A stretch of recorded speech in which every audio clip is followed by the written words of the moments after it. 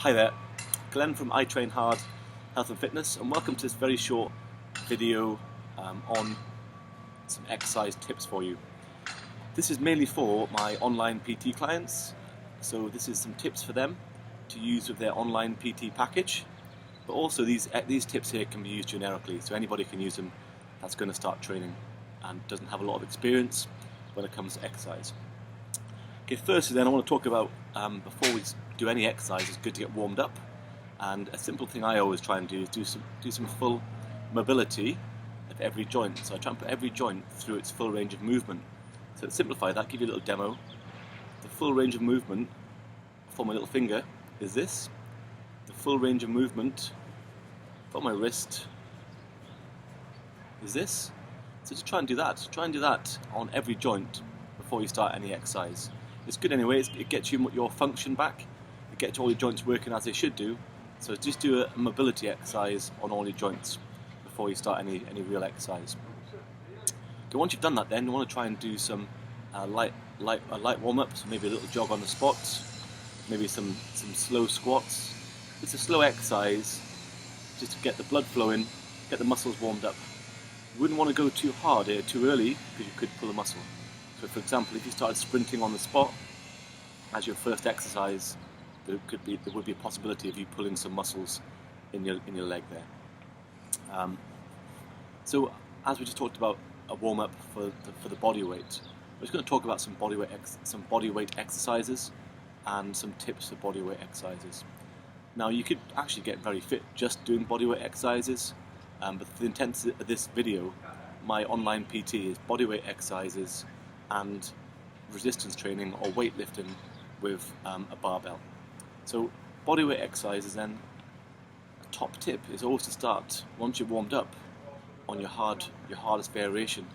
So just as a bit of a story here, I meet a lot of women that are not very good at press-ups, and they believe they've got a weak chest and they can't do press-ups. So they'll always do press-ups on their knees. One thing is for certain, if you always do press-ups on your knees, you'll only ever be able to do press-ups on your knees. So a better way would be to start doing your press-ups, do a full press-up so your body's flat, do a full press-up. You may only get 1 or 2 or 3 or 4 reps, but if you always start off on every hardest exercise, so a full press-up, then when you can't do any more, revert back to your knees and do the regressions, box press-up, whatever you want to do, then you'll get better at press-ups very quickly. And I've seen this hundreds of times. People telling me they can't do press-ups, then we just introduce them 1 at a time, 2 at a time, and eventually you'll be doing loads of them. And you can use that for any exercise. So try and do your hardest variation. You're going to see quicker results. On the other hand, there though, if you do have lack of function, lack of mobility, and you can't do some of the exercises, for example, you can't do a big squat jump where you're getting high knees, you're getting off the ground massively, because it hurts your joints, or you haven't got the function or the posture, you haven't got the posture yourself and the range of movement to do it yourself, then just do what you can. And by doing what you can, every exercise has got a regression. So every exercise has an easier version. So a squat jump, an easier version of that would be a slow squat, and an easier version of that would be just a bit of a knee bend.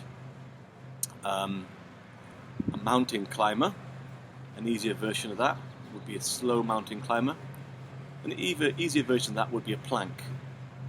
So yeah, every exercise has got an easier and a harder variation. So if you can, try and do the hardest variation first. If there's anything stopping you doing the hardest variation, do what you can, because some exercise is better than no exercise. So I just want to talk about weights then briefly. So this training plan here has some weightlifting or some resistance training. It's just putting all of your joints and your muscles through a weight, putting a strain, putting a load on the joints, on the muscles. Brilliant for building muscle, and that building of muscle increases your metabolism, burns more fat.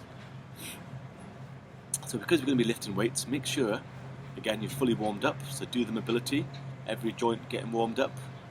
Do a light bit of exercise, maybe a few squats, maybe a little bit of jogging on the spot, something quite light initially. Then when it comes to lifting that weight, your first set should be a light set. So if you try to lift a massive set for any exercise, lifting weights, on your first one, the chances are you could pull a muscle again. So just for your first set, nice and light. You can even for your first set, get a bar, just an empty bar with no weights, and do your first set 15-20 reps with no weight, just to get put the muscles through the joint and get the muscles working without much load. Once you've done that, then you can gradually increase the weights.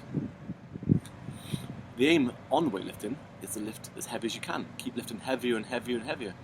And that progression of you lifting heavier each time is going to increase the muscle activation, increase the muscle growth, and that muscle growth is going to increase your metabolism and burn more fat.